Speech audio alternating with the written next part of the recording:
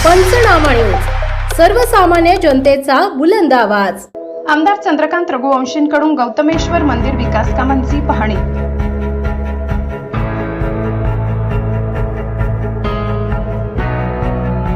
सभा मंडपासाठी 25 लाखांचा निधी।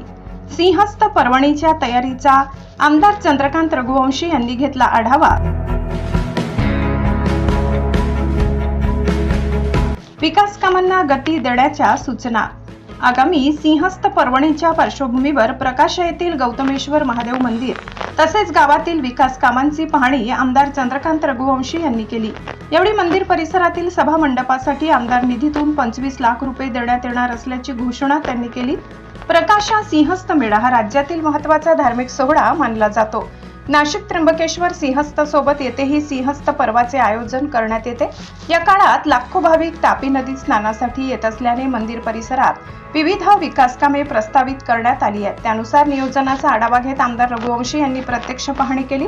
मंदिर प्रांगणात आयोजित बैठकीत सिंहस्थ पर्वणीचे मानकरी व ग्रामस्थांनी विविध समस्या मांडल्या।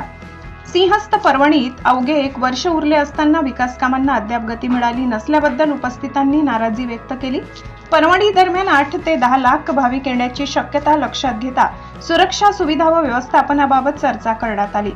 पाहणी दरम्यान गौतमेश्वर महादेव मंदिराच्या घुमटाची अवस्था अत्यंत जीर्ण झाल्याचे निदर्शनास आले। घुमट केव्हाही कोसळू शकतो अशी भीती व्यक्त करत मंदिरासमोर घाटाची सुविधा नसल्याने भाविकांना अडचणींचा सामना करावा लागत असल्याचे आमदार रघुवंशी यांनी सांगितले।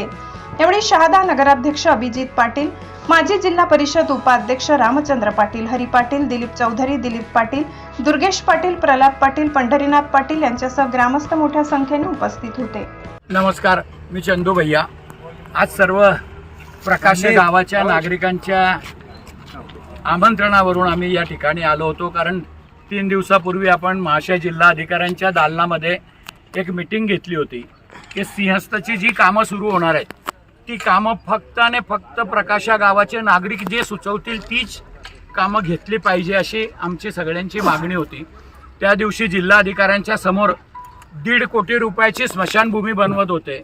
ते स्मशानभूमीचा घाट आणि स्मशानभूमी बनवायचं काम रद्द करा आणि 1.5 कोटी रुपयामध्येच या मंदिर परिसराला चांगलं सुशोभीकरण होऊन जाईल। मंदिराचं सुशोभीकरण झालं तर लोक लाखो भाविक इथं येणार आहेत। प्रेत जाळायला तेव्हा आता वर्षभराच्या याच्यात लोक फक्त प्रेत जाळायलाच तिथे येतील असं नाही, सिंहस्थाच्या माध्यमातून लोक दर्शन करायला येतील आणि म्हणून चांगली कामं घेतली पाहिजे। अर्धा रस्ता BNCने केला आहे, अर्धा रस्ता फार खराब आहे, तर त्या अर्ध्या रस्त्याला ताबडतोब केलं पाहिजे। इथूनच परत संगमेश्वर मंदिरापर्यंत जाणाऱ्या रस्त्याला दुरुस्ती केली पाहिजे। आणि एकंदरीत हा जिल्हा नियोजनचा पैसा आहे, हा एका मतदारसंघाचा पैसा नाही, हा नंदुरबार विधानसभा मतदारसंघासाठी आलेला पैसा नाही किंवा आदरणीय विजयकुमार गावित साहेबाचा हा निधी नाही। हा जिल्ह्याचा असलेल्या निधीमधून 5 कोटी रुपये जिल्ह्याने प्रकाशाला दिलेले आहेत आणि त्याच्यावर जिल्ह्याचा आमदार म्हणून आमचे बी अधिकार आहेत, कारण जिल्ह्याचा आमदार मी आहे। मला सर्व मतदारसंघामध्ये बोलायचा नाही तर निर्णय घेण्याचा सुद्धा अधिकार आहे, कारण महाराष्ट्राच्या सर्व आमदारांनी मला बिनविरोध निवडून दिलंय आणि त्याच्यामुळे मी स्वतः नंदुरबार जिल्ह्याला नोडल जिल्हा जाहीर केला आहे।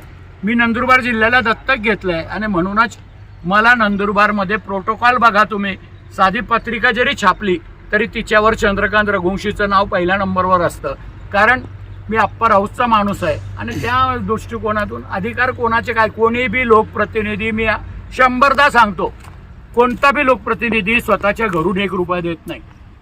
स्वतःच्या घरून द्यायचा टाइम येईल ना त्या दिवशी सर्वांच्या शटर बंद होऊन जातील।